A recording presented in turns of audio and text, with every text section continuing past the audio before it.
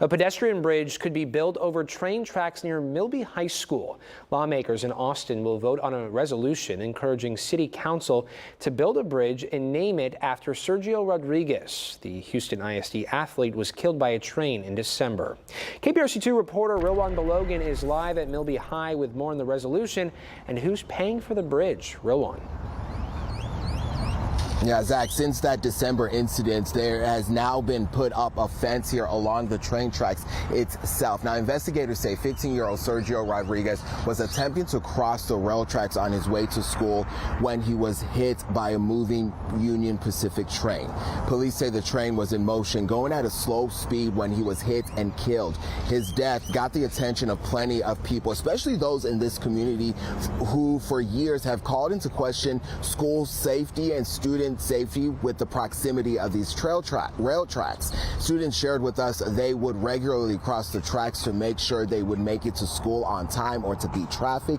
Houston ISD told us in December students wouldn't be penalized if they were late to school due to the train. Not only did this tragedy get the attention of the community, but also State Senator Carol Alvarado, who lives in the East End and has advocated for years about train safety. She authored a resolution encouraging Houston City Council to build this bridge, and the city would only pay a small portion. And I also understand part of SB 1 is earmarking $10 million. So it's not the city of Houston paying for it, but the state paying for it. We match, I believe it's maybe 10%, but we secured, it was a rider that I submitted to the budget. And I have to thank Lieutenant Governor Patrick, who has been advocating for this. Now, the senator telling us they would be able to give the city roughly $10 million if all of this passes through. As you heard from her, this has truly been a bipartisan work trip, a bipartisan efforts here trying to advance this bill quickly to move in through Austin as they try to make something happen to prevent this tragedy from happening again. Zach? Yeah, Rowan, before we let you go, I know you've been out there all day.